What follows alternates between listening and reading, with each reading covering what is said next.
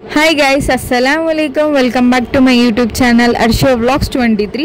ఇవాళ gulab jamun simple and పర్ఫెక్ట్గా ఎలా చేసుకోవాలో చూద్దాం రండి. ఏ ఇన్స్టాంట్ గులాబ్ జామున్ మిక్స్ అయినా తీసుకోవచ్చు. కట్ చేసుకున్న తర్వాత ఒక బౌల్లో వేసుకొని కలుపుకోవాలి, లంప్స్ లేకుండా. దాంట్లోకి మిల్క్ యాడ్ చేస్తూ కలుపుకోండి.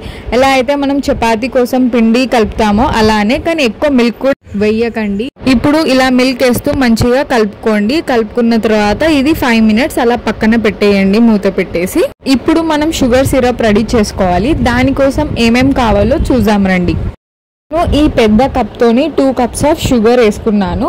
అంటే స్వీట్నెస్ ఉంటేనే కొంచెం బాగుంటుంది, మరి ఎక్కువ స్వీట్ కూడా కాదు, కరెక్ట్ ఉంటుంది. దీంతోనే నేను 3 cups ఆఫ్ వాటర్ వేసుకున్నాను. మరి తక్కువ వాటర్ అయినా కూడా బాగోదు, అందుకోసం 3 cups ఆఫ్ వాటర్ వేసుకోవాలి. ఈ బాయిల్ అయ్యి మొత్తం దగ్గరికి వస్తుంది, సో 3 cups ఆఫ్ వాటర్ వేసుకున్నా ఏం కాదు. ఇది స్టవ్ పైన పెట్టుకొని లో ఫ్లేమ్ లోనే మిక్స్ చేసుకోవాలి.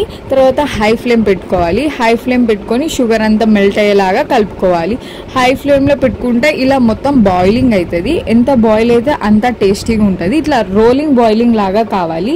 ఎంత బాయిల్ అయితే అంత మంచిది. దీంట్లోకి ఇలాచీ పౌడర్ కావాలి. దానికోసం ఇలాచీ కొంచెం షుగర్ వేసుకొని మంచిగా దంచుకోండి, అప్పుడు ఆ పౌడర్ అవుతుంది. ఆ పౌడర్ ఈ షుగర్ సిరప్ లో వేసుకొని మంచిగా మిక్స్ చేసుకోవాలి. ఇలాచీ పౌడర్ వేసుకొని మంచిగా బాయిల్ చేసుకోవాలి.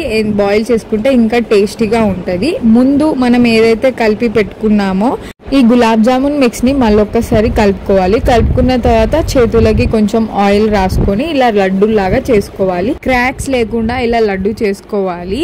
కొంచెం పిండిని కలుపుతూ సాఫ్ట్ గా చేసుకుంటూ సాఫ్ట్ లడ్డు చేసుకోవాలి. ఒక కడాయి పెట్టి దాంట్లో ఆయిల్ వేసుకొని కొంచెం వేడి అయిన తర్వాత ఇలానే అన్ని లడ్డూలు చేసుకోవాలి. సాఫ్ట్ గా చేసుకున్న తర్వాత ఆయిల్ వేడైన తర్వాత వేసుకోవాలి. లో ఫ్లేమ్ లోనే ఫ్రై చేసుకోవాలి. హై ఫ్లేమ్ లో పెడితే ఇది మొత్తం బ్లాక్ అయిపోతుంది. సో అలా మిక్స్ చేస్తూనే ఉండాలి. ఇలా గోల్డెన్ బ్రౌన్ కలర్ వచ్చేలాగా కొంచెం ఫ్రై చేసుకోండి, మరి ఎక్కువ కూడా బ్లాక్ అయిపోతుంది. ఒక సైడ్ ఏమో ఫ్రై చేసుకుంటున్నాం, ఇంకో సైడ్ ఏమో మన షుగర్ సిరప్ కూడా అవుతుంది.